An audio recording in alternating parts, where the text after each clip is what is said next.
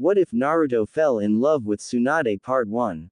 Months after Pain's utter destruction of the village, the villagers, both citizen and ninjas, were working on rebuilding the village. Tents were set up outside of the perimeter, while the buildings were getting put together. Construction workers from other nations traveled to the destroyed Konoha site to help rebuild and provide the necessary supplies to get the job started. Moments later, we see somebody making hundreds of shadow clones to quicken the pace of constructing the village. He had blonde spiky hair, tanned skin, and 6 identical whisker marks on his cheeks, 3 on each. Because of his condition, his canines and nails were longer than usual, making them fangs that'll poke out of his mouth and claws.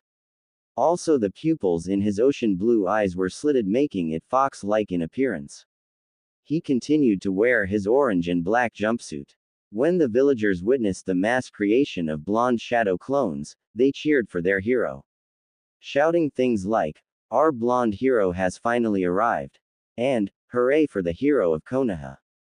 Some even walked up to him and asked for his autograph. Usually this would make Naruto blush in embarrassment, but after months of continuous praise it started grating on his nerves. He had things to do and these people continued to interrupt his plans. "Please people, I'm very busy. I only created the clones to lend you a hand while I was on my to do my own thing," he said, walking between the villagers thinking about just what he was going to do. After nearly going 9 tails against Pain and meeting his father face to face, he decided to search for his father's estate to collect what was his. He had thousands of clones searching all around Hyon-kuni. His father mentioned something about his house being near a mountain. His clones checked the Cage Mountain already and found nothing. But also considering his father's Hiroshin technique, the house could be anywhere in the entire continent. Hell, it could be in Iwagakure for all I know, which would be weird. He shook his thoughts away and focused on the job at hand. 3 weeks later. It was now 3 weeks later and the nations were at war. Of course Naruto wasn't told, but he still knew. After all, he has gotten smarter and more calmer. Right now he was in a giant turtle. He was given a mission to study and file some animals. So you could already tell he's pissed about that. Well, at least something good happened before he got the mission. He found the house of his father around 2 weeks ago. It was on top of a mountain, a couple of miles away from the Valley of the End. He climbed the mountain using nothing but his hands, as physical training, of course. I could still remember how pissed I was, the blonde thought as he sat next to a tree to begin meditating for a while. Flashback 2 weeks ago. The blonde was currently climbing a mountain. His clone informed him his father's house was near the peak. He was suffering from a mild case of nostalgia, due to the house being a couple of miles away from the Valley of the End, where he had his first true fight with someone he used to consider his brother. His head peeked over the top of the mountain, and he pulled his body over the top. He was confused how someone would put a house so far up a mountain, or how they even got the supplies up here. He was currently looking over the side of the mountain. He could barely see the ground. Suddenly a bolt of lightning passed right by his ear. Some of the bolts touched his ear, causing it to become numb. He turned around to see fireballs coming at him. He swiftly dodged, using chakra to quicken his movements. He ran forward at the regular house that was firing the techniques, but it was difficult when spikes made of earth rose from the ground under him. He didn't know how, but purely on instinct he focused chakra on the bottom of his foot, until the chakra actually became solid, and stood on the spike as it rose up. He hopped from one spike to another like this, until after the 5th hop he landed on the ground. How'd I do that? He asked himself, before a whirlwind surrounded him. Yet again on instinct he jumped straight in the air, over the top of the small whirlwind and landed outside the whirling. He sprinted to the house after landing, and just as he got within 10 yards of force pushed down on him. The gravity was intense. It was at least 10 times as much as it was a couple of feet behind him. Holy Kami, I'm so heavy. What the hell is wrong with this place? He looked up to see a structure of rock rising from the ground. You've got to be kidding me, he muttered, using all of his strength to rise to his feet. Only one of the whirling blood could command this creature. A strange voice spoke from every direction. The blonde didn't have time to freak out because the golem charged at the teenage shinobi, not having a problem with the gravity effect. The blonde was immediately punched out of the area, landing an inch from a spike. Naruto held his chest in pain. He was surprised his heart didn't pop because that hit hurt like hell. He looked up to see the golem coming at him, except this time he was even faster. Oh, I see. Without being weighed down, the rockhead could move faster. Great. Naruto thought, rolling to the side, causing the golem to miss its punch and completely destroy the spike. Not wasting any time, Naruto dashed back to the area where he knew the gravity effect would be in place. Might as well get used to it. I could use this as furthering my physical training, he said as he felt himself being weighed down again. He jumped back as the golem struck with an overhead axe strike. Naruto then jumped as high as he could when the golem threw a wide haymaker. He landed on the arm, but when the arm stopped he kept going and he was flung from his position. His face collided with the floor and he yelled into the ground. His danger sense told him to roll, and since it saved his life so many times in the past he rolled over. Just in time, because the golem's fist was in the ground. Now on his back he reached into his pouch and grabbed a exploding note and threw it in the boulder's face. Katsu! He yelled as it exploded. He used this time to rise to his feet and make a run for the house. Without even going a full meter his right foot was grabbed. He looked back to see the golem was without a scratch. This is going to hurt, he mumbled as he was lifted into the air and slammed to the ground. He coughed blood as dust rose around him. This cannot be the way it ends. I need to think of a way to put an end to this torture. He became angry, and when a small amount of Kyuubi's Yuki entered his system he began to yell. You fool! Stop using my chakra! The blonde stopped the flow of demonic chakra, causing the pain to stop. Don't use my chakra again. There's something different about this place, and the use of demonic chakra causes serious pain. Remember that kanji we seen carved in the side of the mountain on the way up here? Yeah, it said, Shin, meaning pure, so I guess anything that deals with malice or hatred would get rejected painfully. Right. You need to find another way to deal with the rock. The blonde nodded as he felt himself being lifted into the air, getting an idea. As he came out of the cloud of dust he finished his last hand sign. Here, eat the only lightning technique I know, Raiden. Radosho. Almost immediately a series of lightning bolts came out of Naruto's hands. The blonde knew that Earth was tremendously weak against lightning techniques. He was proved right when the golem exploded, causing rocks to fly everywhere. He landed on his back with a smile on his face. Ha, it's over, he panted. This time he was proved wrong when the structure began to repair itself right before his eyes. Oh come on, really? He said as he began to remember what he heard earlier. Only one of the whirling blood can command the creature. Does that mean only an Uzumaki can take control of the golem? He said to himself as the golem in question was fully put back together.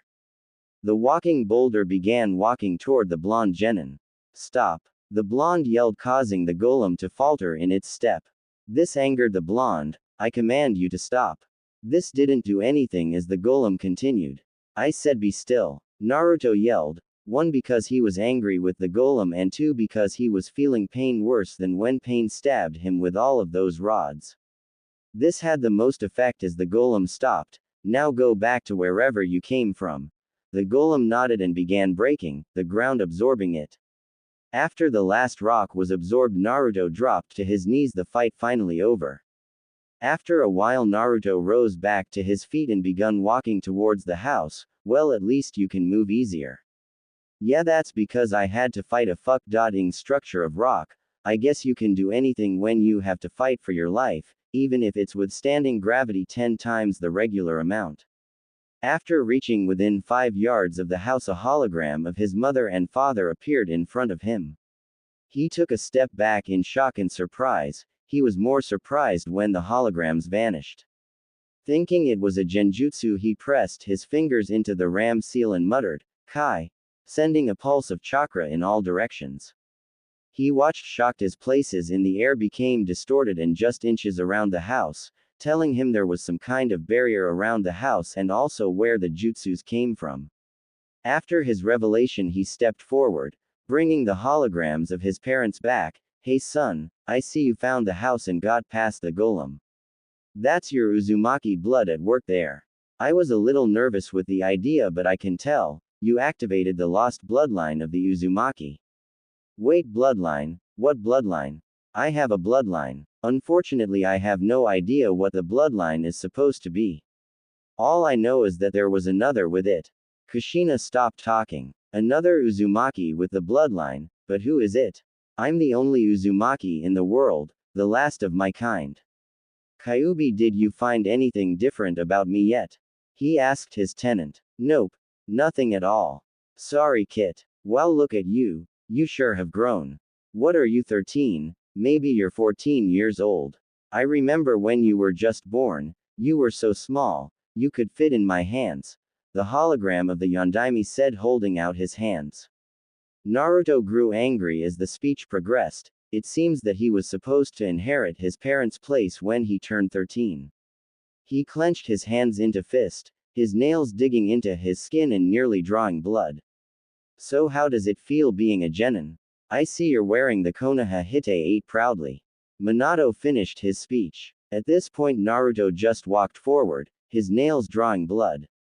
It wasn't even a second later when blood pooled inside of his hands before it seeped through his knuckles, running down his fist and dropping onto the floor. Calm down, Kit. Weren't you on the training trip with your sensei, during that time period? And besides, who in the village would even know about your family's private house? Nobody, that's who. Now calm down. Naruto had reached the door to his house, not paying attention to his hologram parents. He did calm down, after hearing his tenant. He grabbed the knob to the door. When his bloody hand touched the knob, seals that on the knob spread out and soon covered the entire house. This little even also cancelled the barrier around the house and his parents' holograms. He entered the house to find that it was a regular house. It had a couple of chairs and a table in the middle of the living room. The kitchen, although spacious, didn't contain a lot of food. There was only 2 bedrooms, his parents, and the other wasn't entirely finished with the decorations. He could tell though that it was supposed to be his. He found a door in the small hallway and opened it. Well, he tried to open it, he realized there was a seal with the kanji for blood in the middle. He looked at his hand, the previous blood that covered it was gone, having wiped it on his pants, and the wound healed thanks to the fox. He slid a claw over his palm, bringing fresh blood. He pressed the hand to the door, watching it light up for a while before he heard a click and the door slid open. He watched his palm heal before walking in, finding a very large amount of scrolls on Fuinjutsu, Ninjutsu, and Genjutsu. He looked around and even found some Taijutsu and Kenjutsu scrolls. After an hour in the library, he left hundreds of clones to learn every single thing they could. Because let's face it, as he didn't have a chance to survive in this war. He also needed to find a way to defeat the remaining Uchiha. He stood outside of the house, getting ready to make his way down, with the thought of his mysterious bloodline on his mind. Release flashback. Naruto looked around scoffing as Kurabi wrote lyrics in a little notebook. He needed to find a way of this island. He was getting tired of all of the animals and he's only been here for a couple of hours. What kind of S-rank mission was this? Taking care of and categorizing the animals on this island. Sometimes he hated his village. Yo 9, let's go tame yo beast. The big dark-skinned Kumo ninja said. The blonde glanced at the Hachibi container. Sorry B, but I've got my own agenda, he said using a body flicker. He appeared at the peak of the turtle island. His headbands, tails, were blowing east with the wind. He knew he was in the coast of Kumo, and if he knew his geography, the way back home would be south. He focused wind chakra to his feet and jumped as far as he could, using his newfound skill in advanced wind manipulation to help himself glide in the air. It wasn't long until he landed on the water, half a kilometer away from the island. He didn't stop there. He focused his secondary element to his feet and vanished in a spark of electricity. Since Konoha didn't want him to fight in the war, he was going to have to go solo and face Madara himself. He had dozens of clones looking at seals at his house. He knew the man could make himself intangible for a duration of time, by putting his body in another dimension. He just didn't know how long he could stay in that little pocket dimension. So he needed to create a time-controlling seal, something that nobody has achieved, ever. Well, I'm going to be the first, he thought as he continued running on the water, thankful for his large reserves of chakra, because this was going to be a long run. Several hours later, after running for hours, Naruto was beginning to get tired of running. Constantly using lightning-converted chakra to make him go faster than he could ever dream of doing with regular chakra, was starting to really drain his chakra. He looked around and noticed a small chain of islands were near. It was time to take a break anyway. Maybe he could use the time to check up on his time seal. He walked on the little shore and dropped into a meditative position and tried to speak with one of his clones, hoping he could from this distance. Boss, do you? Naruto heard in his head as his clone's voice was zoning in and out. The blonde shook his head and stood up and moved to a closer island and repeated the process, getting the same transmission. He continued to do this until he gave up and just got back to running. After an hour he saw a cruise ship, a boat civilians take vacations on. It was perfect as they were going the same way he was. Now he could relax and restore lost chakra. But not at the moment, as he has yet to board the ship. He stealthily jumped on the side of the ship and poked his head over the railing. The first thing he saw was a beautiful civilian teenage girl stretching before she got in the pool. She was bending over, her fingers touching her toes. She was dressed in a pink, two-piece bikini and had long luscious legs, and a firm behind. She had really long pink hair that went down to her firm SS, and that's all he could see of her. He quickly dropped his head back and fell back to the water. He was blushing and a small trail of blood went down his nose at the thought that popped into his mind, at what he could do to that girl. I knew it deep down, that perverted sensei of yours has tainted you, now you're one of us. Ha ha ha ha ha. The blonde heard a deep voice in his head. Naruto shook his head denying the accusation and formed the ram seal. He transformed into a bird and flew on the deck. He craned his neck watching the civilians, keeping up the act of a bird to some of the people that were watching him. He flapped his wings and flew high into the sky passing the clouds, where he dispelled the technique and quickly made shadow clones and they all transformed into birds. The flock of cloned birds then dove towards the ship and landed in various places, with the real Naruto landing somewhere else and dispelled his disguise. He removed his Hite-8, and proceeded to take his jacket and shirt off. After he finished he commanded his clones, via mind link, to fly to the private house, where they'll dispel their disguise and replace his other clones. All needed to complete the look of a vacationing citizen was swimming trunks. He glanced around and headed towards the lodging of the boat and looked around for some trunks. He started checking the vacant rooms, but some rooms were vacant, which made him wipe his nose. He found some trunks in a vacant room and quickly put them on after taking his pants and sandals off, sealing everything in a time seal on his arm. He only had about 2 days before the ink was used up and his stuff appeared. The trunks looked great in his opinion. They were black with an orange fiery dragon on his left leg. He looked himself in the mirror and gave a smile as he then stepped outside and began to relax. He sat at a table and a waitress walked up to him. "Hey sir, would you like a drink to help relax?" she asked him. Her dark red hair flowing with the breeze and her large C-cup brea were straining against her white and black shirt. Naruto nodded and she brought him a drink minutes later. He took a sip and relaxed, looking at all the lovely ladies around him. Ah, I needed this little break. I wonder if B told them I was gone yet. He thought to himself. 2 days later with the allied cages. He did what? Tsunade of the Sannin roared in anger at Naruto's stupidity, as Kurabi calmly stood there in all seriousness.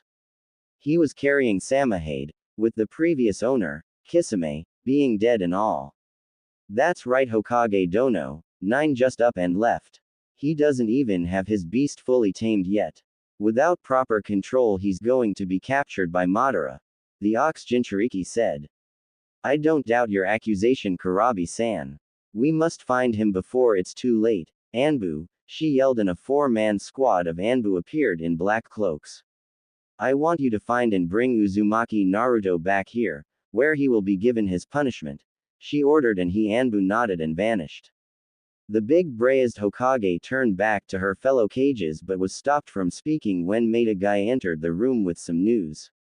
Hokage-sama, that enemies are mobilizing. All 5 cages steeled their emotions at the news and started to mobilize their own troops, thus fully uniting the 5 nations. 3 days later, Naruto had been working on the seal that would help him end Madara's life, the entire time he was on the cruise.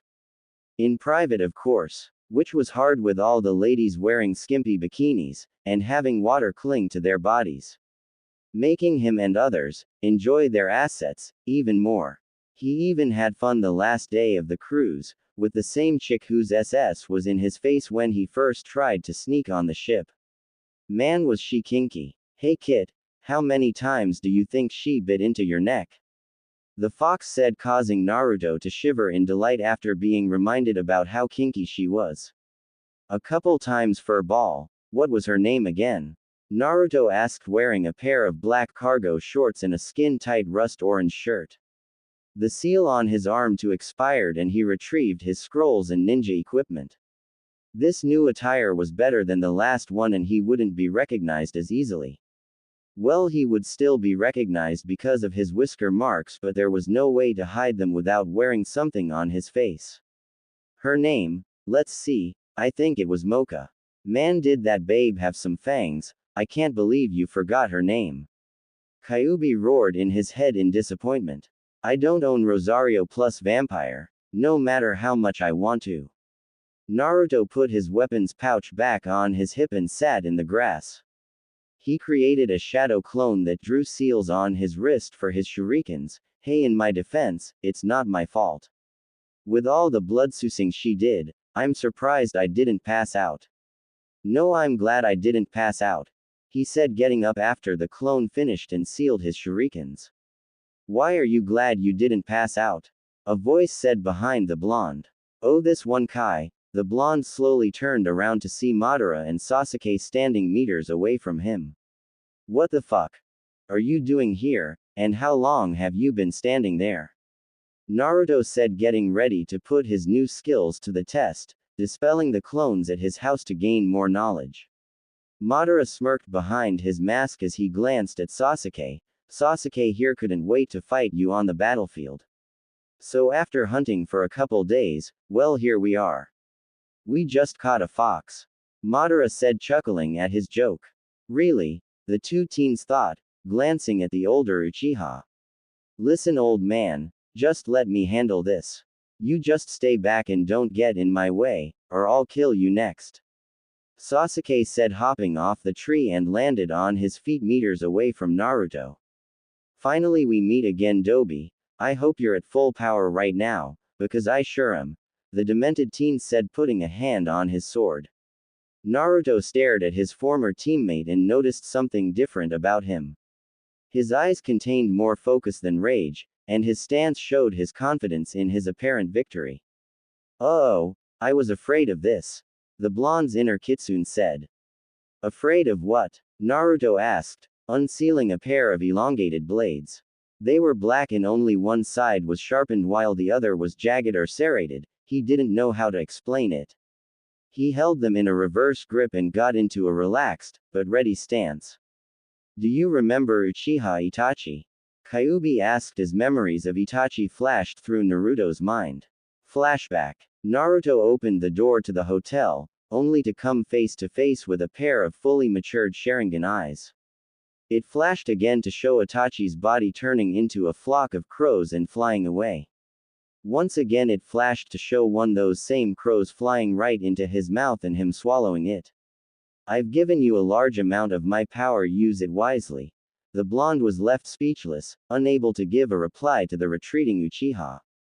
The image faded to show rain falling from the sky and Naruto's soaking body standing over Itachi's eyeless corpse. Nothing was said between Naruto and the rest of the group as Naruto took a knee, his hand brushing a loose strand of hair away from the Uchiha's eyeless sockets. I will, Itachi-san. The knowledge and power you have given me will help me right your wrongs, the blonde whispered as he stood to his feet. Release flashback. Naruto was returned to the area, when his memories shattered around him. He was returned to see Sasuke raising an eyebrow at his blades. Before the Uchiha could question the blonde about his blades, Naruto spoke. So you took your brother's eyes? The blonde didn't really ask, but stated it like a statement. You reached an all-time low, Sasuke Tem. The blonde seethed as his pupils stretched horizontally and he entered sage mode. He was glad he knew how to remain completely still, in any position, thanks to his training. The younger Uchiha ignored the taunt and changed his regular Sharingan to his eternal Mangekyo Sharingan, which was a weird mix of both, his and his brother's Mangekyo Sharingans. Meanwhile, the elder Uchiha was watching from his perch on a nearby tree branch. Finally, the time has come for these two to fight. After all, it's fate that brought them together. During the pause, Naruto had continued to gather nature chakra, making the bright orange of his iris become dark orange. Then he vanished, surprising both the Uchihas at his speed. But their eternal Sharingans faintly recognized the path the sage took. Sasuke held up his Kusanagi to the left to block one of Naruto's blades. His knees buckled a little due to the power behind the strike, he was barely able to push the blonde off of him. Said blonde did a backflip and landed 3 meters away from the douchebag. The Uchiha felt liquid on his cheek and lifted his left hand to his left cheek and looked at the liquid on his fingers. Blood? But how? He muttered. His eyes darkened and a twisted smirk appeared on his face. This just became a lot more exciting, he said.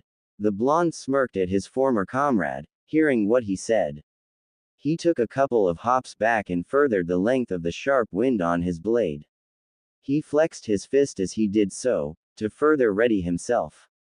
Madara watched from his spot and smirked at the two. It's a shame for someone so skilled to fall, they way he will. Soon I will have my pet back, only to trade it in for a better pet. He stopped thinking to return his focus to the fight. 2 hours later, the clearing had been completely destroyed, black flames were everywhere, there were craters inside of craters. In the biggest was Naruto and he was crouching in the middle, with 8 tails swaying behind him. His body composition was that of a miniature Kyuubi, minus fur and a tail. On the floor in front of the mini kitsune was Sasuke, the life in his eyes were gone on and his body was completely missing its right side. The young Uchiha's blood was spread all around the battlefield. Instead of taking full control of Naruto, the fox stayed true to the deal he and the blonde made long ago and returned the control to the teen.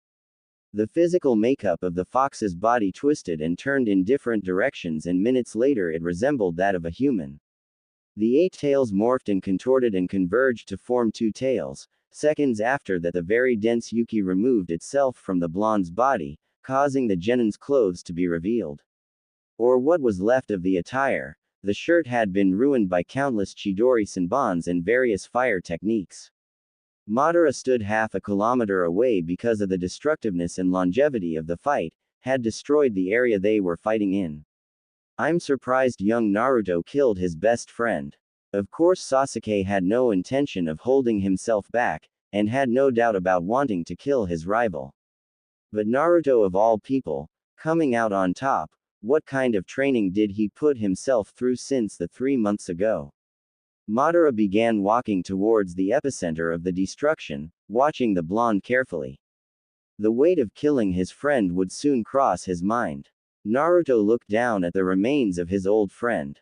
His eyes started to slightly burn and his weary body forced him to his knees.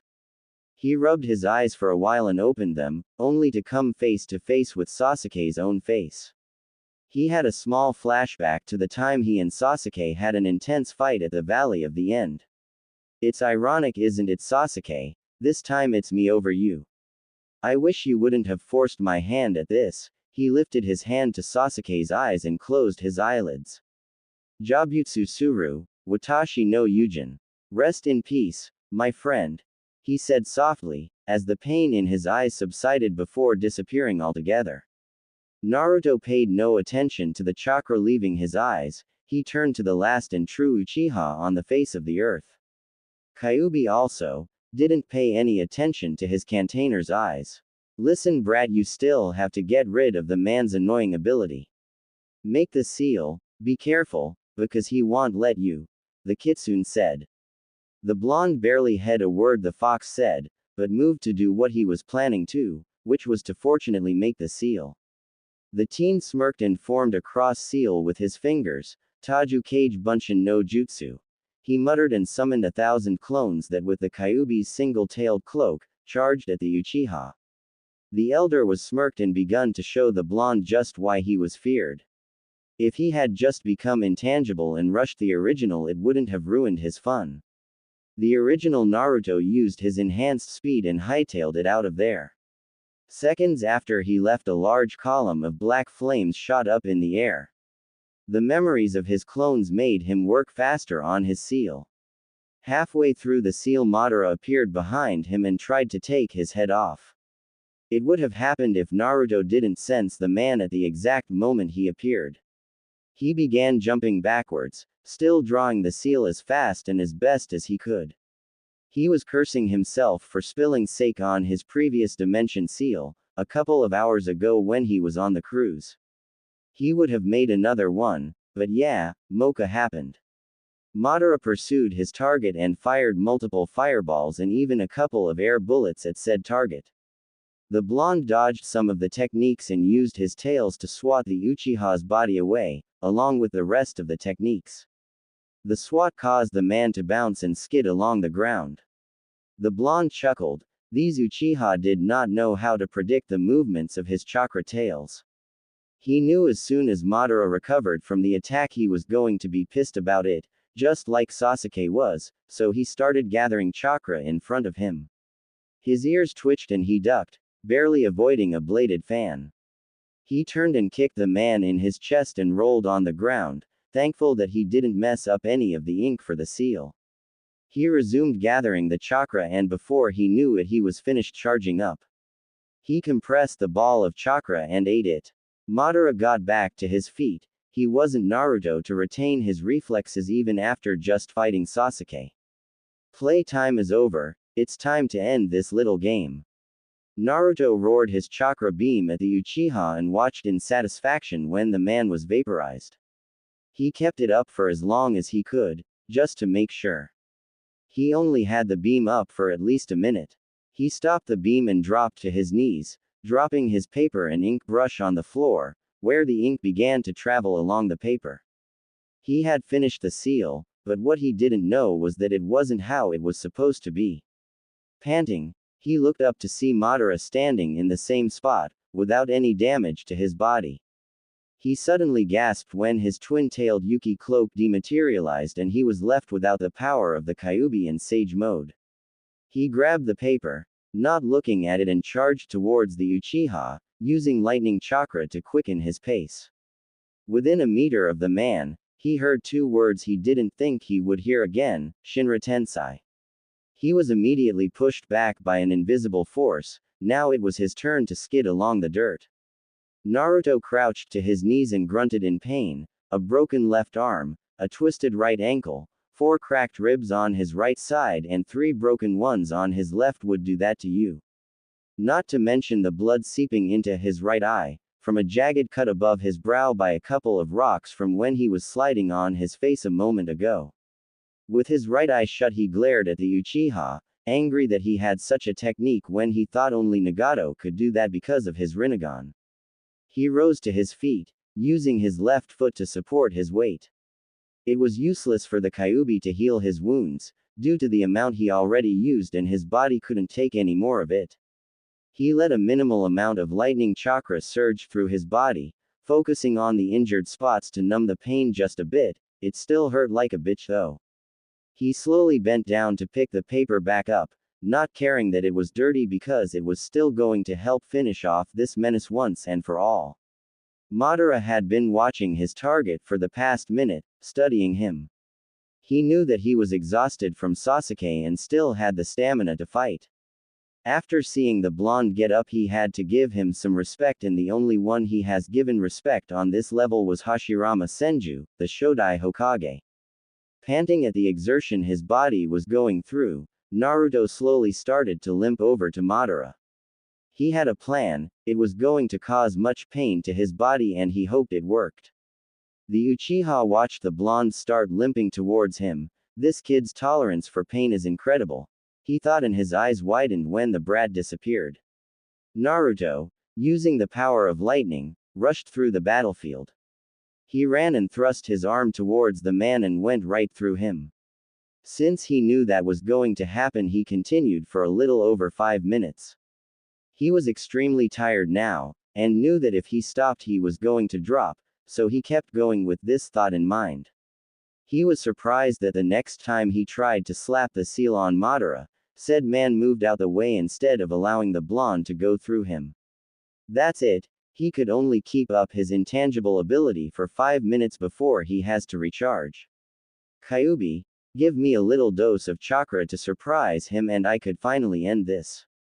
Naruto said, running towards the Uchiha, for what he wanted to be the last time. Madara was carefully dodging the blonde now, and he was suffering from some anxiety since he was now vulnerable to his attacks. He was having a flashback to when he fought Konan, except this time he wasn't going to sacrifice his last remaining Sharingan to use Izanagi. If he did that, all his planning would be for naught, as he needed a Sharingan to cast onto the moon for his Moon plan. He would have used Shinra Tensei again, but he was inexperienced in using the Rinnegan, and because of that he could only use it every 5 minutes. He was going to do it now, but became surprised when Naruto went even faster than he was already going. Naruto appeared in front of the Uchiha in half a second and charged up his seal, ready to slap it on Madara's chest. The Uchiha was surprised that instead of the seal being placed on him, a blinding flash of light occurred right in his face. He covered his eyes in pain since both his dojutsus were activated, well, his Rinnegan couldn't be deactivated. He opened them to find nobody around him. He couldn't even feel Naruto's chakra around, none of it. He looked around, not finding the blonde. After a while he became angered. Son of a bitch, I just lost the fuck. Kyuubi. Fuck. Sasuke. Fuck. Naruto. Fuck. Madara yelled. He looked at the sky. Zetsu, find him. Search everywhere, he commanded. Black Zetsu rose from the ground a meter away from him. Yes, Madara-sama. The black thing said before sinking back into the ground. The Uchiha stood around for a while longer, just seething in rage. Ah! He roared in anger, using Shinra Tensei and warping out of the area. Now the only thing in the air was a crater inside another crater. Shinobi Central Command. The 4 cages were having a war council. The Case Cage was absent due to being the commander of the army, and fighting with his own squad of shinobi. And speaking of the Case Cage, why the hell are we just sitting here? The Case Cage gets to fight with his people, why can't we fight with ours? The Raikage yelled, slamming his fist on the seal-reinforced table. For once I agree with the Raikage. We are wasting time, which is something we cannot afford, with Madara out there hunting for the lost Kyuubi. I say capitalize on the Uchiha's absence and destroy this army of white, blob things. The Tsuchikage. The Raikage and the Tsuchikage exchanged looks and nodded to each other. The Mizukage rolled her eyes. You both need to calm down. We have business to discuss and we can't do it with you two complaining every few minutes. I know you want to get out there and fight with the others, I do too, but the lil cutie is gaining war experience the longer he's out there by himself, with everyone depending on his orders, the auburn-haired female said, leaning her hand on her right palm. And what would you know about leading armies into foreign territory? If I'm correct, you gained your experience during a civil war. Not to mention you've only been a cage for how long? The old man asked her. Listen, 3 of us cages have only been in the position for maybe 3 years tops due to certain circumstances. We all know you and Raikage Dono have been in this position and it far exceeds our own time in office. But that subject doesn't matter. What matters is what each of us can do to help our troops in defeating the enemy. Tsunade said, entering the argument. You know what Hokage dono, you're right. What we have to do as war-experienced cages, is know what our enemy is going to do next. And this is why this war council has been called. The Mizukage said, supporting her fellow female cage. The other cages grudgingly agreed and calmed down. Good, now we can begin this meeting, Tsunade said, making a few hand seals and a hologram image of the elemental nations appeared. Okay, according to our scouts, the Akatsuki base is here, she said, pointing at a country in the middle of Taki no Kuni and Ta no Kuni. We are going to mobilize our troops through his own and gather around the base. We all know these white blobs are just the infantry in the army, basically cannon fodder awaiting the slaughter. But word from our ambush squad says that the enemy has reawakened the use of Edo Tensei and has made these dead puppets even more dangerous than the ones my old teammate Orochimaru used. The specifics of just who was resurrected is a mystery, but I expect our troops to expect anybody and everybody, she said as a large cracking noise interrupted the meeting. Everyone looked at their teacups to see if it cracked. All of their eyes widened when all of them had a huge crack from top to bottom. It was a second later when the cups broke completely in half and the tea flowed out of the cups and onto the desk. They didn't pay much attention to the liquid because soon after that they all began to hear a rumble that shook the room. They looked in the middle of the desk to see a swirling ripple began to distort the air. Knowing who was appearing, they each stood up. Soon Madara appeared, ki leaking from his very soul, causing the 4 cages to sweat a little at the actual weight of the intent. This ki is more heavier than the last time we fought. The Sandaime Tsuchikage mumbled under his breath. They each rose their head in confusion when they heard speaking. Where is he? The crazed Uchiha spoke menacingly. Tsunade gasped. Who? She simply said as anything else would cause her to faint. We don't know who you're talking about. The muscled Raikage said, trying to keep his composure. Don't lie to me, he yelled, pushing the cages to the walls of the room, not using Shinra Tensei, but with the force of his chakra. Each of the cages hit a separate wall. Ah, my hip! Yelled Unoki as he felt the pain of a broken hip. The one-armed Raikage didn't feel anything from hitting the wall thanks to his dense muscles. But he did get ready for a full-fledged fight.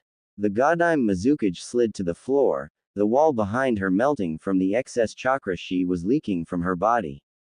Tsunade hit the wall but wasn't allowed to slide to the floor as she felt herself being pulled by an unknown force. Her hazel brown eyes was met with both the Sharingan and Rinnegan eyes, which surprised her. Tell me where you hid Uzumaki, Naruto. I'll leave this timeline at this point, there's no point in continuing it. Everything is now irrelevant in what I'm trying to say. With Naruto, a battlefield during the Second Ninja World War. The first battle to be exact, as war just begun. This battlefield was where Naruto was found by a group of Junin. Sir, we found this boy unconscious a couple of miles away from our border on Kumo's side, the leader Junin said, laying the boy on the couch. The leader of Konoha was the Nadaime Hokage, Senju Tobarama. A young man who wore armor as white as his hair. He had red markings along his cheek line and light blue eyes. He folded his hands in front of him and glanced at the boy on his couch. He looks around the age of 5, sending him to the orphanage would be useless at this time. Now is the time of war, I must see if he has what it takes to be a ninja. We'll wait until he regains consciousness to find out what he knows. In the meantime, send him to the hospital for a checkup. Hi, they said as one picked the kid up and held him bridal style, before he jumped out the window, headed towards the hospital. The Nadaime stood, watching as his ninja escorted the young child. That kid has power deep within him. When he receives the right training, Konoha would be unstoppable, he thought as a ninja entered his office. Mission accomplished, Tobarama-sensei. One Sarutobi Hiruzen said, walking into the room.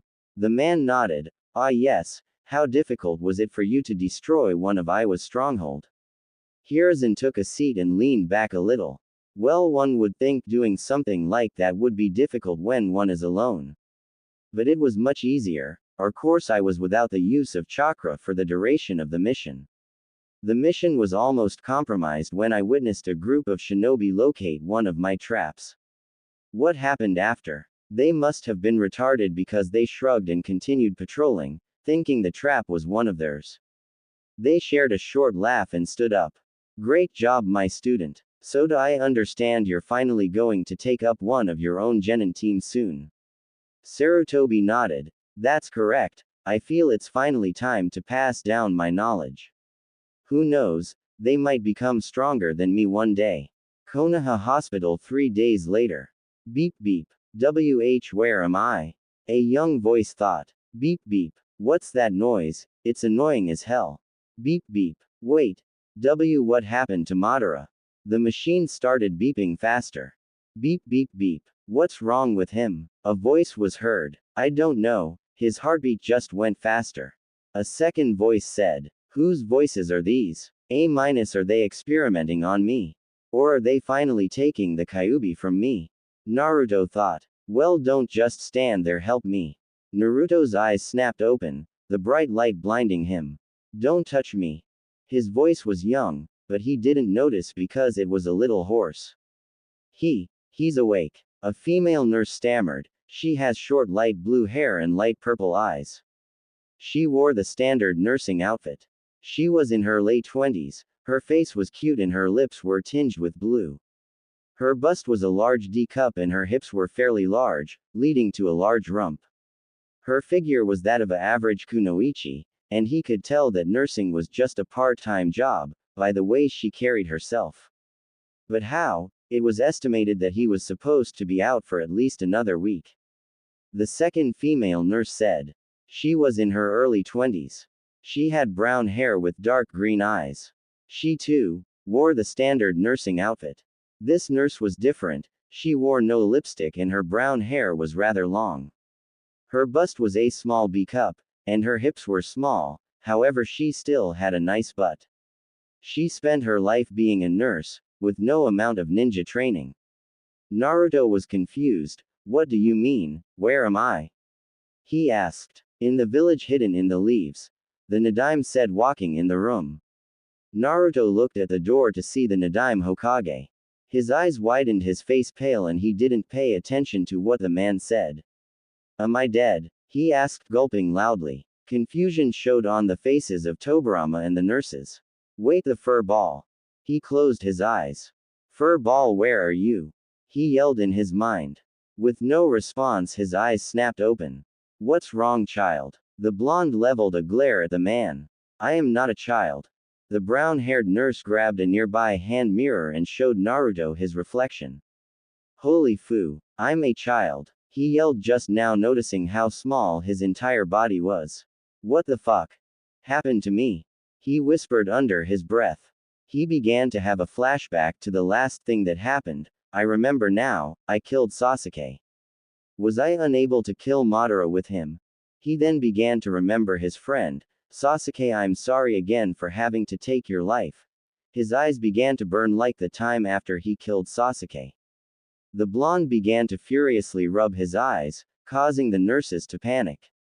What's wrong with your eyes, child? The purple-eyed nurse asked.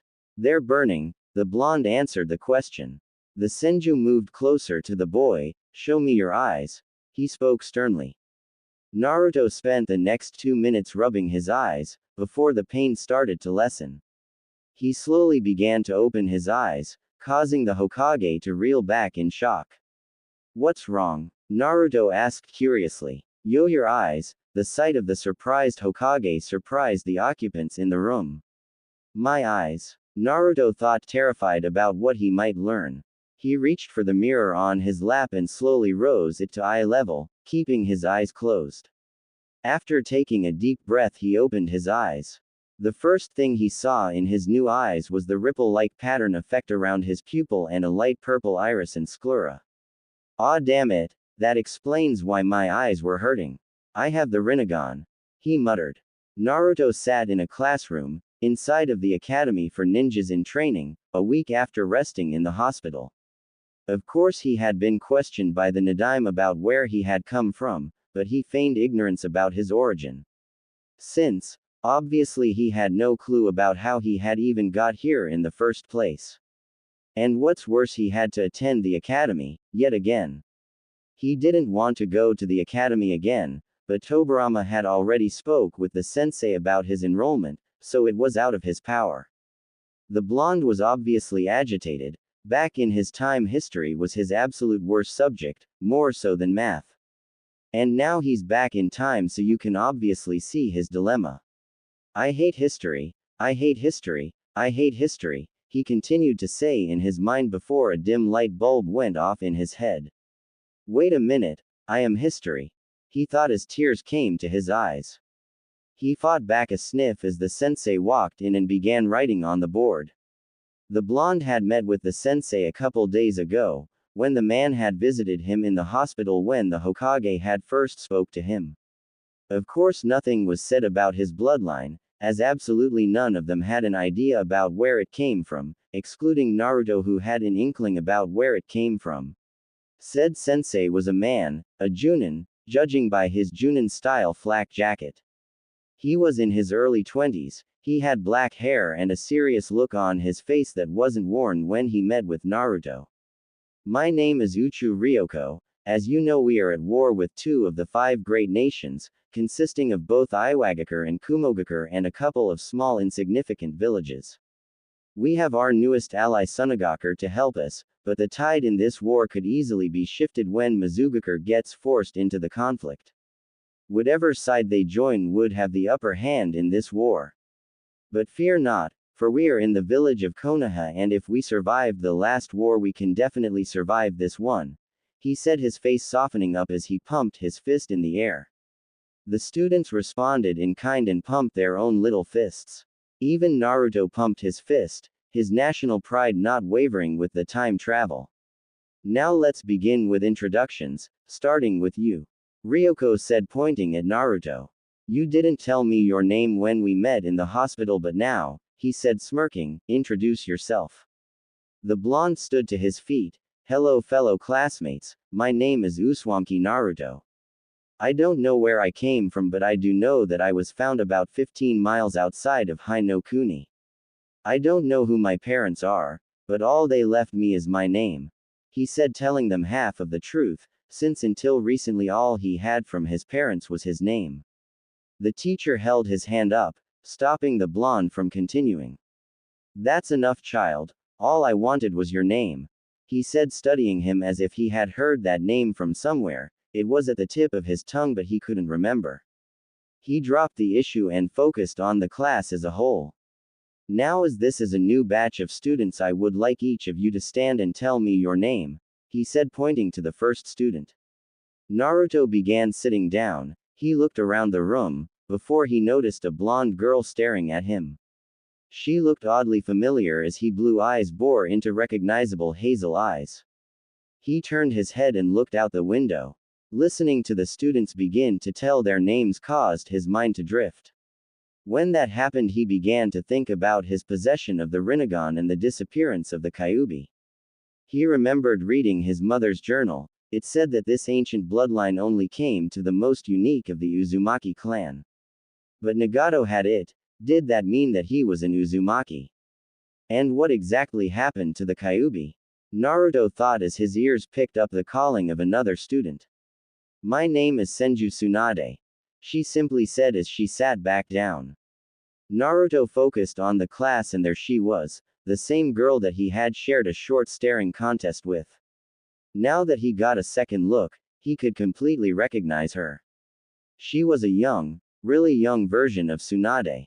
She had the same light blonde hair, except it was short and in a small single ponytail.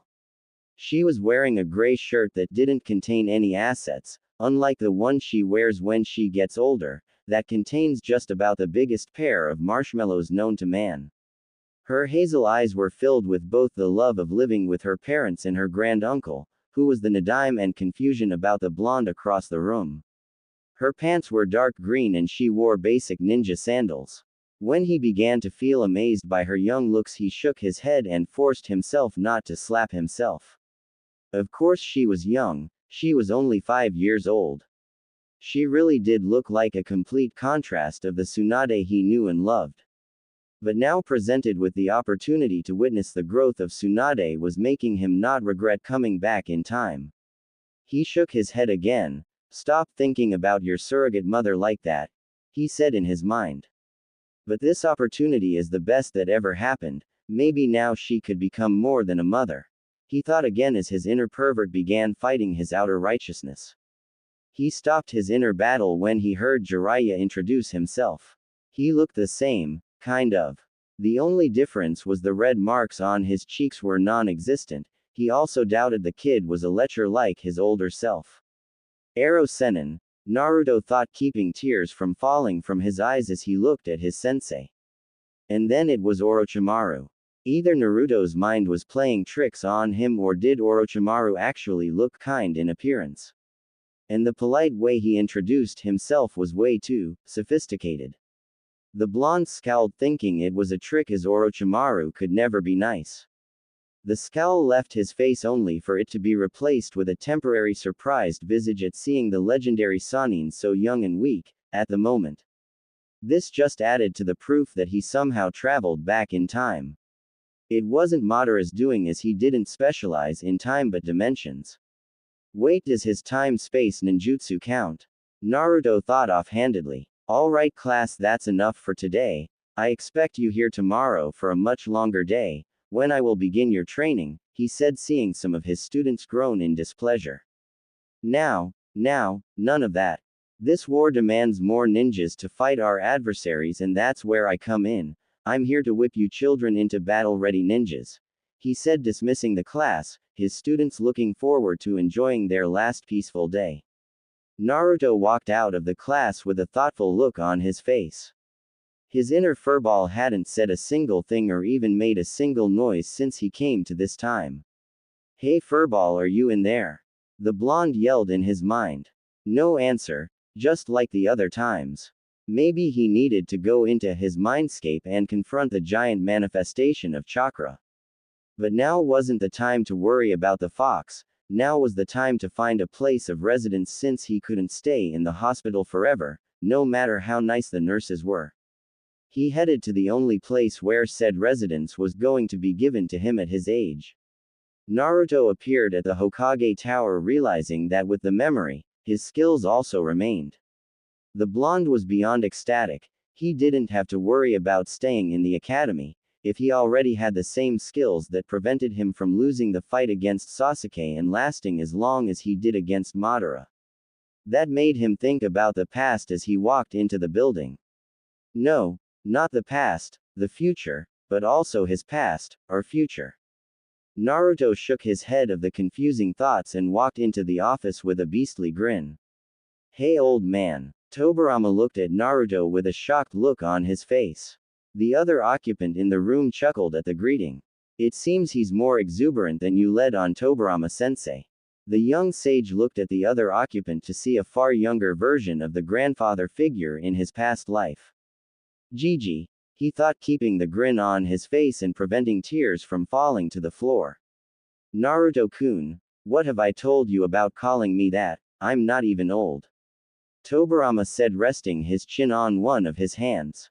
Naruto smiled at seeing both of his Gigis. Well, compared to my age, you're pretty old, he said, smiling wider. We do have about a 25 gap in our ages, unless you're not 30 like you told me, he said, slightly bouncing on the balls of his feet. Hiruzen looked at the young sage in slight amazement. Are you sure you're only 5? He said, chuckling at his own question. Oh, you have no idea. Naruto thought, smiling even wider in that was possible. Tobirama let out a big sigh. Forget about what his age could be. Ooh, where are my manners? Naruto, this Sarutobi Hiruzen, me and my brother have taught him everything he knows. Hiruzen, this is Uzumaki Naruto-kun, the child I told you about. Sarutobi looked at Naruto in thought. Naruto-kun, do you know anything about Uzumaki Mito? He asked, getting a confused look out of the blonde. Never mind, Naruto-kun, forget I asked you, he said, leaning back into his chair, keeping his other question out of his mind since it wasn't his business. Tobirama could see that the child didn't have an idea about anybody from his own clan, so he decided to change the subject.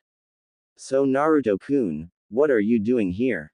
The blonde looked at the cage. I don't have a place to stay. I came here to ask for an apartment for myself. The two adults looked at Naruto before sharing a look. After a short second they began to laugh. This irritated Naruto for obvious reasons. Why are you laughing? This isn't funny.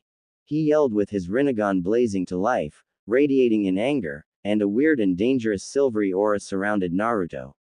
The current and future cages stopped their laughter when they literally seen the misty aura appear around the oblivious blonde. Calm down, Naruto-kun. We just find it amusing that a child your age wants to live by themselves, and sort of awkward. Now you're not staying by yourself. The Nadaime said. The Rinnegan and the aura disappeared as Naruto let out a nervous chuckle. Yeah, that is awkward, isn't it? He said, rubbing the back of his head in embarrassment. But, where else can I stay other th? He stopped when he noticed the cage's smile was getting bigger the more he said. You're not thinking what I think you're thinking, are you? After a nod of the cage's head, the blonde shook his. No disrespect, Hokage-sama, but I decline your offer. The blonde said, crossing his arms. Tobirama smirked at the blonde. Nonsense, I've already completed the paperwork. All I need is your signature. He said, opening his drawer and taking out a piece of paper. Here you go, just sign at the X's. He said, giving Naruto a pen. I still decline. I don't want to impose on you and your family. He said, leaving the paper in front of him. You're not, it's only me, my nephew and his wife and my grandniece. He said, smiling softly. You mean, he said before the door behind him opened and a young Tsunade ran to her uncle. Oji-san. She said, running straight to her granduncle, hopping over Naruto and the desk and landed right on his chest, and proceeded to hug the life out of him. Oomph. He grunted as Tsunade landed on his chest. Su-chan, how was your first day at the academy? He asked. Nothing really interesting happened, but there was this other blonde boy that had an even more interesting surname. What was it again? She murmured, putting a finger to her chin in thought. Uzumaki, Naruto said, knowing he was the one she was talking about. She turned her hazel eyes towards him and gasped in surprise at seeing him again so soon. What are you doing here? She asked, turning her body to sit on her granduncle's lap. Naruto began to sit up slowly, remembering the temper Tsunade had from his time, and wondered, no hope it didn't come to the surface now. Well, you see, there's a funny story about that, he said, looking at Tobirama, silently asking for help. Really, a funny story? Can I hear? She asked, oblivious about his odd behavior. Well, you see, Tsunade-chan, Naruto-kun here is going to be staying with us, the Hokage said. Why? She screamed. I didn't actually sign the paper yet, Tsunade-san, the blonde boy said. Well, good, don't. It's not that easy, Su-chan. I want Naruto-kun to live with a family and I don't like you being too lonely in the house. Tobirama said. I'm not alone, I have two-san and Ka-chan. She whined. And plus he could live with Mito-san, she's an Uzumaki. She said, looking at her granduncle. That's a negative, Su-chan. Naruto here doesn't know about Mito-san or his clan, he explained. Hiruzen had been watching the scene and knew he had to think of something before things got out of hand, and soon he got an idea. How about I take Naruto-kun into my house? Interrupting the small argument between granduncle and grandniece. All eyes turned to Sarutobi. Really, Sarutobi-san? Naruto said, hoping his old grandfather figure was serious about his offer. He nodded. Sure, just because I'm 20 doesn't mean I don't know how to take care of a kid. Plus, after the death of mother and father in the last war, I can sympathize with the little blonde, he said, leaning over to rub Naruto's head. Said blonde squirmed out from under the man's hand and smiled at Tobirama. I agree with that idea, can I please? He pleaded at the Nadaime, with Tsunade joining in. The Nadaime closed his eyes and shook his head. This caused the blondes to look at each other and nod. When the Nadaime opened his eyes, two puppy dog-eyed jutsus were upon him. One pair of teary hazel eyes and one pair of ocean blue eyes. Oh no, my only weakness. He thought before he dropped his head and sighed in defeat. The two blondes cheered and would have high-fived, but they were too far apart from each other. Sarutobi chuckled, thinking back to how this playful blonde was not even 10 minutes ago. Such a strong aura and that odd dujutsu of his, I must find out more about it. He thought, watching as Tobarama made a new document and they all signed it. XXX The streets of Konoha XXX. The happy young sage was walking through the village with Sarutobi at his side. He was even more amazed at all the people walking in the village, since this was obviously before the Second and Third Wars and the Kyuubi reduced the population. This brought his attention back to the subject of the fox. Since he was back in time, did its chakra or mind or something go back to the body in this time or what? When are we going to get to your house? He asked, looking at Sarutobi. Hiruzen smiled. What do you mean, we're there? He said, walking towards a 2-story house. I recently moved out of the small compound, because even with its size, it was too big for one person, he explained, opening his door. The house was simple, medium-sized living room, large kitchen with an island dining table, 2 bathrooms, 3 bedrooms and a study library. Don't you think it's like the same thing? Naruto asked. What do you mean? Well, you moved out of a compound, only to move into a large house. Don't you think it's the same thing? Naruto asked, yawning a little. Sarutobi walked into the kitchen to get some water. I guess you're right. Yet again you surprise me, he said, walking into the living room to find Naruto asleep on the couch. Hiruzen smiled and brought a spare blanket from his closet and draped it over the child's body. He rubbed his head and walked up the stairs to fix up the guest room for his new Otudo. XXX Naruto's Mindscape XXX. Naruto walked through his mindscape after falling asleep on the couch. It was the only opportunity he had to literally jump into his mind. He walked around in the murky water. He looked down into his reflection to see his 17-year-old self. This was further proved when he noticed he was taller and his hands were bigger. He focused on his eyes to see the Rinnegan. Seeing it in this form was weirder than seeing it in his younger self. He looked around and noticed the pipes that signified his chakra pathways were much larger and glowed silver with tinges of blue. I don't remember my chakra being that color, but then again, it seems right for some reason, he thought as he continued walking in his mindscape.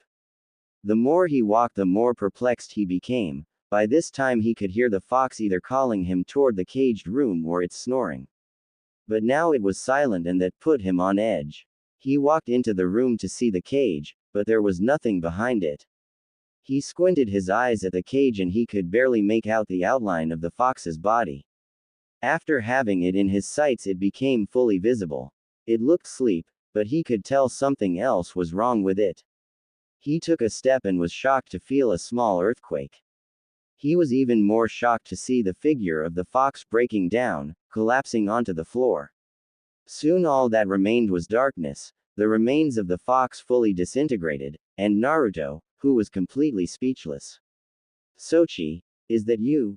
A voice asked from what seemed like everywhere. The blonde became alert and he jumped back and willed everything around him to turn to a sunlight clearing, with absolutely no trees to hide behind. He looked around for the intruder, keeping the amazement off his face at the sudden change in the area. He turned completely around to see a woman behind him, and that's when he remembered what the oddly familiar woman said to him. Son, he thought, taking a closer look at the woman to fully realize that she was indeed his mother. How did you get in my mind? What happened to the Kyuubi just now? How did the area turn like this? Why do I have the Rinnegan? He nearly screamed the last question at her. Kushina walked to her son, her flaming red hair blowing in a non-existent wind. She wore a plain red kimono that hid a full pair of C-cup braias, and a black obi tied around her waist. The blonde noticed that said waist was slimmer than the hologram he witnessed at his father's house, back in the original time. She was barefoot, allowing the grass to tickle her feet. She smiled at the barrage of questions and tears prickled at the corners of her eyes, one question at a time, she said before engulfing her son in a hug. At first the blonde relaxed into his mother's embrace, but anger bubbled to the surface. He grabbed her shoulders and pushed her back a little, keeping a hold of her. Do you have any idea about what kind of life I've lived? How dare you act like you haven't deserted me? He said, letting go of her and taking a step backward. I've had about the worst childhood in the history of Konoha, and it's all your fault. He spoke to her between clenched teeth, it being the only thing keeping him from lashing out. The tears fell from the mother's eye before she sniffled, her own anger rising to the surface. You really think it's my fault for dying? How selfish of you to think something like that. You have no idea what I went through to get into the position I'm in at the moment. She told her son, her tone being borderline murderous. She was that mad at her son.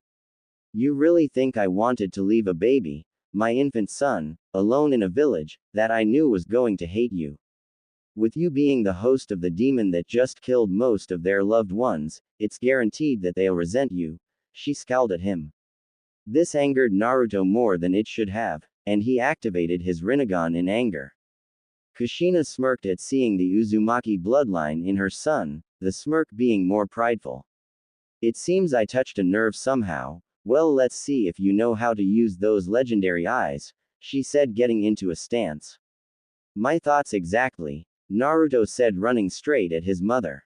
XXX 1 mind hour later XXX. The crimson-haired mother stood over her child, softly shaking her head. You did pretty good, your only strength was your regular skills. Your skills with your eyes was absolutely horrendous. By the time I was your age I had already mastered the different techniques these eyes have to offer, she said. After the short fight with his mother, Naruto, whose body was covered in cuts and bruises, couldn't find the energy to move his limbs. He stayed laying on the floor looking at the cloudless sky. The apparent anger he held for his mother had ended along with the fight. He turned his head to look his mother, whose body was without a single scoff. Of course, I just received these new eyes of mine. Wait, what do you mean you mastered these eyes? He asked, bolting to his feet, surprising his mother. How is he moving so soon after the beating he just endured? She asked herself. She was brought back to reality when she heard the question being asked again. It seems you still don't understand, she said, shaking her head, before a force pushed Naruto back. Naruto's body was flung across the field, before it landed, making a small crater. The blonde, yet again, watched the cloudless sky. I am so tired of that technique, he thought as his mother appeared in his vision. You see, son, these eyes only show up in a few shinobis of the Uzumaki clan. Only 5 others have ever had the privilege of having these eyes in the last 200 years, she spoke, extending a hand to help her son up. Naruto reached for said hand. That still doesn't explain what happened to the Kyuubi, or why I have these eyes, he said, standing to his feet. She shrugged her shoulders. Apparently you are of the select few, which is untold of. A parent with the eyes breeds another with the eyes. It's even more amazing that this happened. What happened to the Kyuubi? I have no idea. If I was to take an educated guess, I would have to say with the activation of your eyes you've unlocked the seal and fully absorbed the beast, she said as trees were added to the clearing. Naruto pondered on what his mother told him before he got another question. But if I absorb the Kyuubi, shouldn't my chakra be crimson or blue? Why is it silver? He asked, leaning against a tree. Does it look like I have all the answers? She snapped, scaring her son. She covered her mouth and blushed in embarrassment. Sorry, short fuse. The blonde sighed as he shook his head. That's my mother, all right. He thought, remembering his own short fuse, until he thought of something. Wait, since I'm back in time, am I still your son or what? He asked, getting a confused look out of her. I never wondered about. Technically you'll be older than me by the time I have you, that is if you don't change history or anything, she said, mumbling the last part. Well, still does it look lick? Yeah, he said, interrupting her with a wave of his hand. Okay, I have a question you can answer, too actually. What are you doing in my mind, and just what did you do to get here? He asked, crossing his arms. Kushina crossed her own arms under her braias. The reason I'm in your mind is to teach you how to use your Rinnegan. Exactly how I got here is a story for another day, she said, chuckling at the look Naruto gave her. Now is the time for your mind to rest along with your body. I'll see you again, my son, she said as Naruto faded from view. XXX real world. The next day XXX. Naruto woke up with a yawn, forgetting about the trip to his mind, as the scent of bacon and eggs invaded his nostrils. He looked around and found himself inside of a plain-looking room, laying in a bed far bigger than his body. He looked down to see that he was in the same attire from yesterday. He got out of the bed to notice a pair of dark gray training sweats and a tight and sleeveless light gray shirt. His stomach growled and he promptly took a quick bath and changed into the gray clothing. They felt a little loose on him, but he just shrugged his shoulders and walked downstairs. Thinking of a good prank, he lowered his chakra signature and stealthily sneaked up to Sarutobi. Good morning, Naruto-kun. I see your energy has returned with the nap you took, said brown-haired man, said, turning around and popping the young blonde on the head with a spatula. Itai, Naruto said, rubbing his head. That hurt. Why'd you do that? He said with tears approaching the edges of his eyes. Hiruzen smiled at the young child in front of him. Nice try, Naruto-kun. I'm not going to fall for that. Unlike sensei, I'm immune to that, he said, turning back to the cooking food. That was close. Any longer and I would have apologized, he thought as Naruto grumpily walked to the dining table. So what's the plan for today? Naruto asked as Hiruzen set a plate of bacon and eggs in front of him. Well, you're going to go to the academy, and I'm going to get ready for a mission, Sarutobi said as a messenger hawk begun to peck on the kitchen window. The blonde groaned, remembering about having to go to school. He quickly ate his breakfast and exited the house. He found himself in the section of the village where the clans of said village resided. Of course, the Sarutobi clan, even though Hiruzen is the last one, it was still considered a clan in the eyes of the village. Only because of the strength wielded by Hiruzen. The point being, he was on the other side of the village, far away from the academy. Luckily he had an hour before 8. The blonde gave a small smirk as he used a shunshin to vanish from his spot.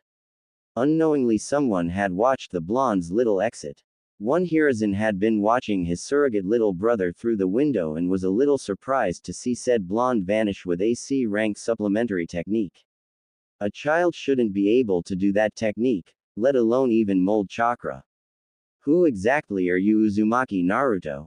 He thought. XXX Training Ground 7XXX. Naruto walked into the training ground, finding it empty. Well, not entirely. One young Orochimaru was seen punching one of the newly placed logs. Naruto tried not to sneer, but said sneer just happened to creep onto his face. The blonde wanted nothing but to just kill the future S-rank criminal. He was preventing from doing so, when Orochimaru turned around. Oh, I didn't realize I had an audience. Hey, you're the Uzumaki kid, it's a pleasure to meet you personally, he said, walking up to Naruto and extending a hand. The blonde wanted so much to be rude and leave him hanging, but he had sort of an epiphany.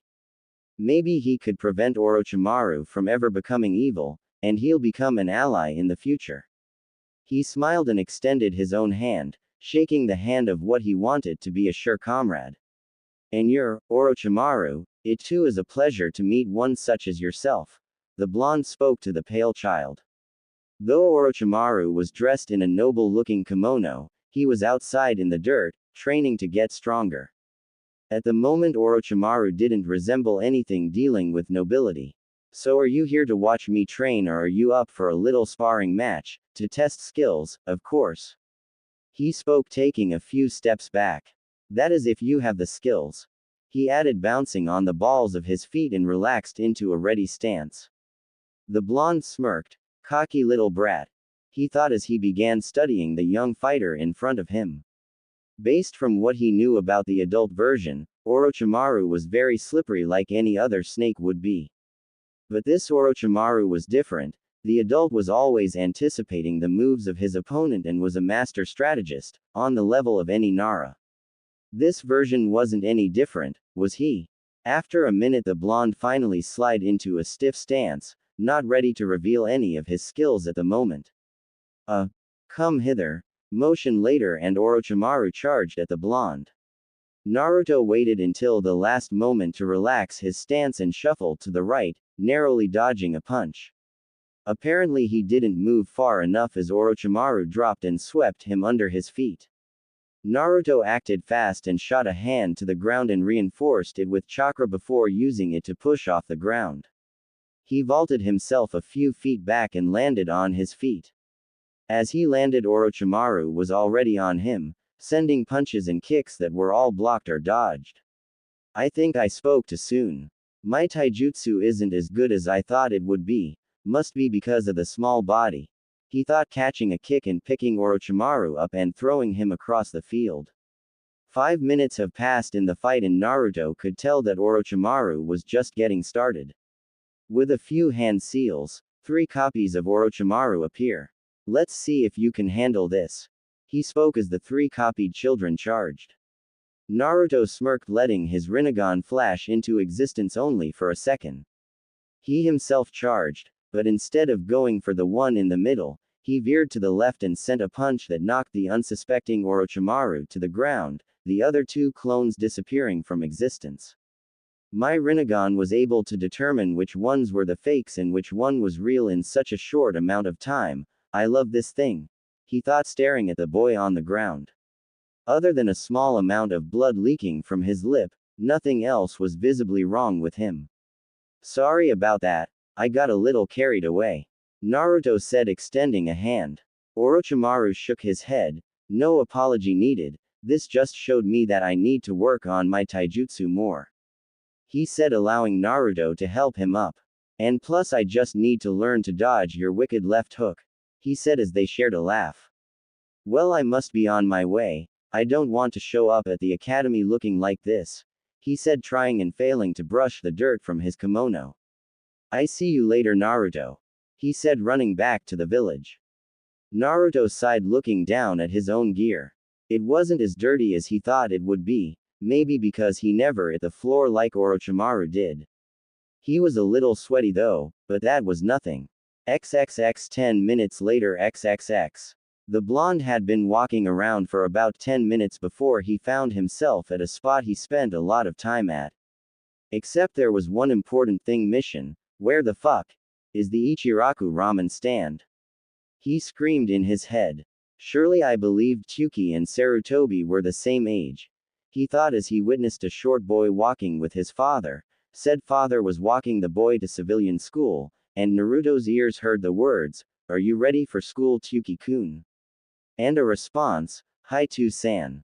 Naruto felt like pulling his hair out. He didn't know how long he'd last without the best ramen in the world not existing yet. Classic anime tears fell down his face as he solemnly trudged his way to the academy. With his current pace, it took him a while to enter his classroom. As soon as he sat in his seat, his head dropped onto the desk, sounding a loud thud in the class. The class wasn't full, but there were a few students in there, including Tsunade. They all watched Naruto, not knowing what was the matter. When Naruto felt a hand on his shoulder, he looked up to see Orochimaru there smiling at him. What's the matter with you? You should be happy you defeated me, because it won't ever happen again, he said, chuckling as he sat down. Naruto smiled. Yeah, sure, because my win against you was a total fluke, he said with sarcasm practically dripping from his voice. Orochimaru smirked. You damn rig, wait, he said, his smirk dropping from his face as everyone heard a loud noise. The children turned around to see Jiraiya on his face and a wisp of smoke around him. Naruto looked at the wooden floor to see a long scratch from one of Jiraiya's getas. Poor Ero Sennin, I hope this doesn't get worse, the blonde thought as Jiraiya wiped his face and quickly appeared behind Tsunade, surprising the blonde at his speed. Oh Su-chan, please don't pay attention to what just happened. You know you deserve only the best of entrances, babe, he said, taking the female blonde's hand and kissing it. Well, that would have happened if Tsunade didn't use righteous female fury to punch him, a hit that sent him out of the open window, that was on the second floor. I don't even know you, lecher, she said, rising a fist at the open window. Naruto's eyes widened at the event. Holy crap, it's just like always. Well, at least we weren't on the third floor. Naruto sighed, shaking his head. Shortly after, the teacher walked in the room with Jiraiya on his shoulder. What just happened? He asked, setting Jiraiya down. The white-haired child didn't have a scuff of dirt on him, except from when he fell on the floor and his bruised cheek. Sensei must have caught him. Everyone thought the same thing. Well, long story short, the Dobi was being a pervert, Orochimaru said. Naruto cringed a little at hearing that word. What do you mean? The year just started. Orochimaru shrugged his shoulders. Be that as it may, I could already tell he's going to be dead last this year. Naruto shook his head. You never know, a dead last could become a Hokage if he has the proper training, he said, knowing not to affect what happens to Jiraiya's training, due to him becoming a cage-level ninja in the future. Really? You think I can become that strong? Jiraiya asked with hope in his eyes. Naruto looked at Jiraiya, staring into his eyes, and recognized the look. The need for positive assurance, the look of determination, and a hint of hope. The blonde remembered that Jiraiya was an orphan as well and needed this boost of self-esteem. With a nod of the blonde's head, Jiraiya smiled brightly and looked at his sensei. I'm ready for whatever you throw at me, he said confidently.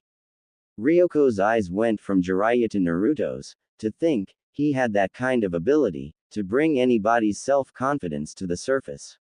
A true morale booster, possibly leadership material. He smiled as he turned around and walked to the front of the class. Excellent. I shall begin your training now. Trust me, you'll stop hating me when it's finished, he said vaguely as all the students took a loud gulp. Oh please, how bad can it be? It's going to be a piece of cake. Naruto unknowingly thought out loud. It was too late as he realized his mistake. Ryoko smirked. Oh really? He said, chuckling darkly. XXX 1 year later XXX. Currently the blonde was evading the strikes of 3 students, Tsunade, Jiraiya, and Orochimaru.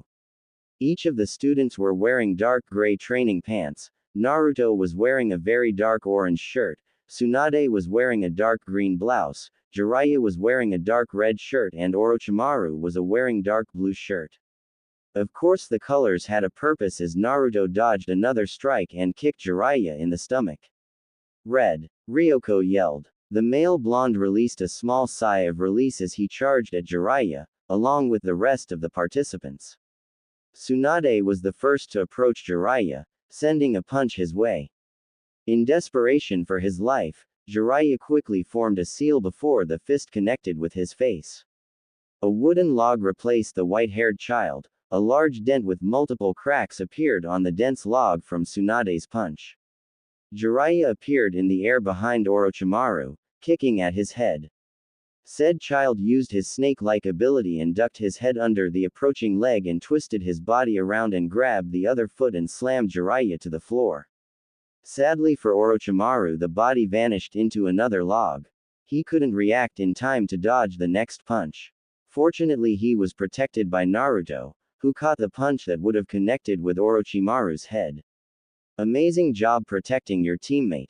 The male blonde heard his teacher yell from the sidelines. Naruto didn't have time to congratulate himself on the praise as Jiraiya tossed him over his shoulder and quickly swept Orochimaru's feet from under him. Tsunade, who was about to punch Jiraiya, stopped as she heard her sensei yelled, "Blue." This time it was Orochimaru's turn to evade his classmates. He quickly pushed himself off the ground and formed the ram seal. Shortly after 8 clones appeared around him. Which one is the real me? He said. Jiraiya and Tsunade each turned to Naruto, who always could see through these kinds of tricks. They were surprised to not see him in their sights. Currently Naruto was in the air, having used chakra to rocket himself into the air to prevent any of them from seeing his eyes. He smirked. Just because they're not regular clones doesn't mean you could evade my eyes, he said softly, deactivating his Rinnegan, which he had extreme training for. Attack the one on the far right. He yelled to his teammates as he dropped on the far left and began destroying the Earth clones, with his hands encased in electricity. The sensei Ryoko stood from the sidelines with a proud smile on his face as he watched his absolute best students training in this team exercise. I don't need to explain the exercise, do I? It was obvious that these students mostly benefited from his intense training, the others didn't stay that long after the amount of injuries they sustained. It truly is a shame, he thought looking at his other students, none of them were special like the four on the training field. They didn't have the mindset to go into the battlefield and truly, they're not entirely battle ready at the moment. They're only children after all, but these four are something else entirely. He thought returning his gaze to the training field. Green, he yelled seeing Tsunade not become on the defensive. After 5 more minutes of Tsunade defending herself and evading every possible hit, Ryoko ended the training. Excellent. Truly amazing. You four are truly my greatest pupils, he said chuckling. Now for evaluations, Tsunade. Being a girl, I wanted to lighten your training a bit, but I'm glad you forced me not to. You truly are reaping the benefits of my training. Jiraiya, that booster in the beginning of the year was just what you needed to rise up from being a loser in the eyes of your classmates. Orochimaru, a genius in the eyes of many, a prodigy in the eyes of the rest, a true ninja of the era. Lastly, Naruto, I believed you were all talk, but you have proven me wrong with your strategies for battle, and whenever things would go wrong, you were always able to think on your feet, and that is exactly what is needed on the battlefield. I would pass each of you, if I could, he spoke, confusing his students. What do you mean, sensei? Tsunade asked. Of course you could pass us, we're too good to sit in a classroom. Jiraiya said, puffing out his chest. Believe it or not, I agree with the pervert on this one.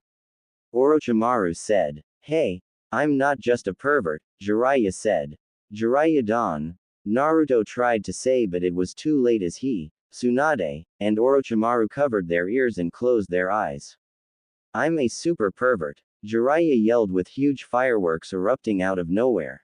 Jiraiya stood in a pose with the peace sign high in the air. Ryoko stood with a tick mark on his head. He promptly smacked the child in the back of the head. What have I said about being an idiot? He said, running a hand through his hair to relieve a bit of his frustration. He let out a huge sigh. Like I was saying, I can't graduate all four of you unless you pass the graduation test in a few years. Also, never in history has there been a 5-man cell, so you four won't be able to be together anyway, he said. Oh, I beg to differ. A voice was heard. Hokage-sama, Ryoko said once he turned around to see whoever disturbed his class. What are you doing here, Hokage-sama? He asked. The Nadaime and Sarutobi were seen walking up to the small group. Oh, I was just in the neighborhood and wanted to check on my grandniece and her friends, when I heard what he said, stopping in front of said girl to rub her head. What exactly does that mean? Naruto said softly, smiling, noticing the twinkle in his Nisan's eyes. It means that I have decided to take all four of you as my students. Congratulations, you four will become legends. Hiruzen said, crossing his arms as Naruto cheered, taking his dark orange shirt off and tossed it in the air, before running at the professor. The shirt thudded to the ground with a loud thud. This didn't surprise the class, but it did surprise Ryoko. Wait, Naruto, how much does your shirt weigh? Said Tsunade said, walking up to said shirt. The male blonde inwardly cussed himself out for forgetting, 15 pounds like everybody else's, he said. Ryoko stared into Naruto's eyes. You're lying to me, he simply said, picking up the shirt. Now tell me. Naruto mumbled the answer. Excuse me? Ryoko asked. I said 55. The sensei shook his head. Do you understand how reckless that is? You could have injured yourself beyond repair with that much weight, weighing down your small body, he said. At the age of 6, Naruto was very much in shape.